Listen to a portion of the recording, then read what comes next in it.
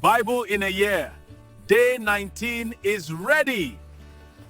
Exodus chapter 11. Last wahala, death. God can't tell Moses, I go bring the last wahala to take punish Pharaoh and Egypt people. And after this one, he go free una.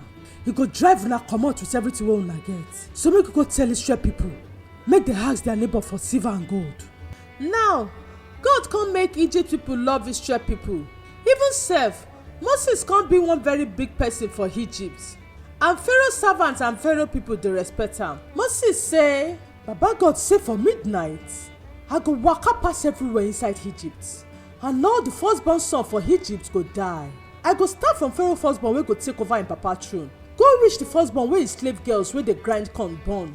And all the firstborn among im animals. Strong cry go dey everywhere for Egypt. People never cry like that before. And they no go ever cry like that again. But for Israel people side, peace go dey well. Even dog no go bark for everybody or any animal. Then you go know say Baba God don separate Israel people from Egypt people. All this your servants go come meet and bow for me say, make you and all the people wey dey follow you comot for here. And after this, I go comot for here too. With vexation, Moses come waka leave Pharaoh. God come tell Moses, Pharaoh no go gree lis ten to you so that I go fit do my plenty wonders for Egypt. So Moses and Aaron do all these wonders wey Pharaoh see. But God make Pharaoh heart strong so that he no go let Israel people comot for Egypt. Exodus chapter 12. God free Israel people.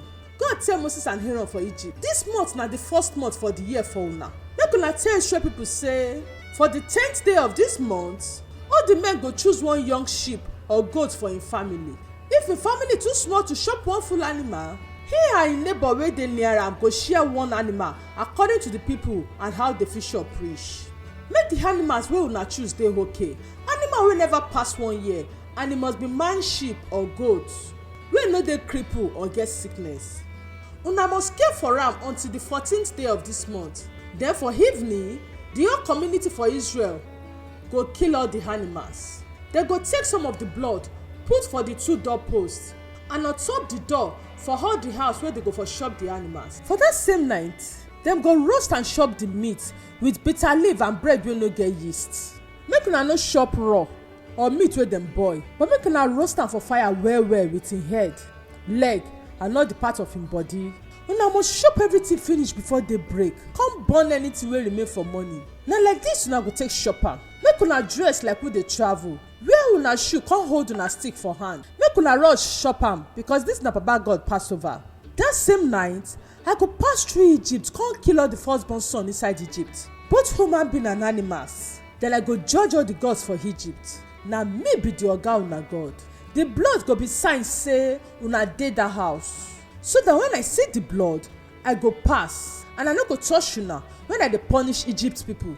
Una go remember this day and celebrate am to the oga una God forever. You see the chapter 12, na verse 15 dey waka enter. Bread wey no get yeast. For 7 days, una must chop bread wey no get yeast. So for the first day, una must remove the yeast wey dey una house. Because if anybody chop bread wey get yeast from the first day reach the 7th day, I go kill am. For the 1st and 7th day, make una gather come worship me.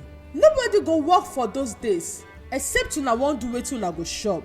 So make una continue to celebrate this feast because na the day wey I take una comot for Egypt, and una go dey celebrate am forever. For evening for the 14th day of the 1st month, make una chop bread wey no get yeast until the 21st day evening for the same month. Yeast must not dey una house for 7 days, and anybody wey chop anything wey get yeast no go dey among Israel community again, whether na stranger or Israel person wey dey born for the land. Make una no chop anything wey get yeast, and anywhere wey una go stay, una must not chop bread wey get yeast. Exodus 12 na im you still dey. You just waka enter verse 21. First Passover. Then Moses gather all elders for Israel, come tell them, make all the family kill one young sheep or goat, come take celebrate Passover. Make una dip the plant wey dey call hyssop inside the blood. Then take the blood, rub the 2 rope for the door and the one wey cross them for up, and make anybody no comot inside the house until morning. Because Baba God go waka pass Egypt, come kill people. But when he see the blood for the up and the 2 sides of una door, he go waka pass and no go enter una house come kill una. Una and una children must continue to obey this law forever. And when una don enter the land wey the oga una God go give una just as a talk, una must do this offering. When una children ask una say wetin this offering mean, then una go answer, na the Passover sacrifice for the oga our God. When he kill Egypt people, come save you and our family. Then Israel people come bow worship. They become do as God command them through Moses and Aaron. We see the chapter 12, now verse 29 with the waka enter. God save Israel people. That night, Baba God come kill all the firstborn son for Egypt. And na from Pharaoh firstborn, go reach all those wey dey prison and the animals firstborn. Pharaoh with all him servants and everybody for Egypt come wake up that night begin cry well because he no get any house where person no die. That same night, the king come see me, they go call Moses and Aaron. Then he tell them, make you and your people comot from my country, go worship the oga una God just as una talk. Make you still take una sheep, goat and cattle follow body, but make una bless me too. Egypt people begin dey encourage Israel people so that they go quick comot, because then they say all of us go die finish if una no comot for here. So the people fill their packing pan with bread wey no get yeast, tie am join their clothes, come carry them put for their shoulder. Israel people come do as Moses tell them. Dem be ask Egypt people for silver, gold and cloths. God make Egypt people be favour Israel people, and they come give them everything wey they want. Like this, Israel people come carry all the property for Egypt follow body. Na chapter 12 we still dey. We just waka enter verse 37. Israel people comot from Egypt. Israel people begin travel with their leg from Ramses go Sukkot. Israel may wey travel reach 600,000. Dem no count women and children journey. Many strangers still follow Israel people comot Egypt with their sheep, goats and cattle. Dem bake bread wey no get yeast with the packing pan wey dey carry comot Egypt. The bread no get yeast because dem hurry dem comot from Egypt, so dem no get time to prepare food for themselves. Israel people be stay for Egypt for 430 years. Israel people comot Egypt for the day wey the 430 years complete. Na that night God take save them comot Egypt, and they go dey dedicate that night to God from one generation reach another. We see the chapter 12, verse 43 with the waka enter, the Passover. So God tell Moses and Aaron, this na the law wey follow the Passover. No stranger go chop from the Passover food, but any slave wey you buy wey dem circumcise fit chop am. Any stranger or worker wey dem hire must not chop from am. Everybody must chop am inside the house wey dem for prepare am, and make dem no carry am from one house to another.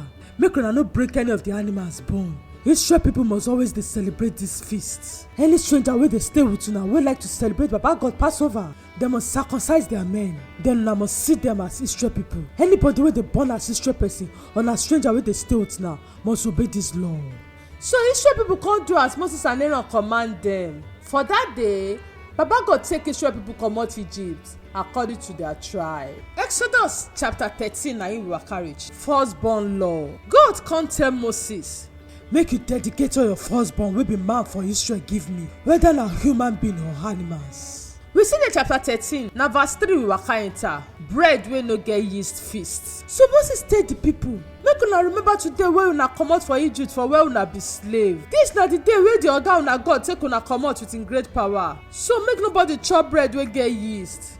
Una comot for Egypt for Habib month. After God don take una enter Canaan, eat Ammon, Hiv and Jebus people land, the place where he promised una grandpapa say he go give them. Land wey good well.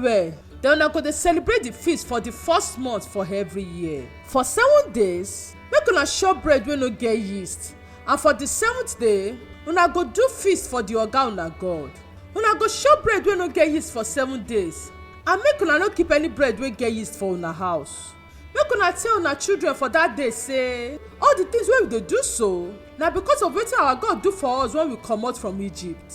This go be like signs wey una put for una hand and forehead, so that Baba God law go dey una mouth, because na with him strong hand he take carry una comot Egypt. Una must celebrate this feast for the right time for the year. We see the chapter 13, na verse 11 we dey so, firstborn. When the oga una God don take una enter Canaan people land as he promise una grandpapa, una must give all una firstborn wey be man, both human being and animals, to Baba God. Una fit take donkey firstborn from God if una give am one lamb or young goat, but if una no collect am back, una must break him neck. But una must buy una first son back. When una son ask una for future say, wetin dis mean? Una go answer, na with mighty power God take comot us from Egypt where we for be slaves. When Pharaoh no gree free us, the oga our God come kill all him first sons for Egypt, both human beings and animals. This na the reason why we dey sacrifice all the firstborn son give God, but we dey buy am back. The matter go be like sign for una hand and una forehead, so that una go remember how the Baba God take carry us comot for Egypt with him mighty power. We see the Exodus 13, na verse 17 with the waka enter. God dey rule. When Pharaoh free the people, God no take them pass the Philistine people land, even though na that side close pass, because God say make the people no go change their mind when they see say what dey come. We wan go back to Egypt. So God lead the people pass the wilderness wey face the Red Sea. And these Israel people prepare themselves for war as dem dey comot Egypt. Moses pack Joseph bones. Because Joseph don make Israel people swear when he say, God go come save una and una must carry my bones comot this place. So dem travel from Sukkot go Hetem for the wilderness corner. Na God dey lead them with cloud for daytime, then for night e dey lead them with fire, so that dem go fit travel both for day and night. Baba God no remove the cloud for the daytime or the fire for night.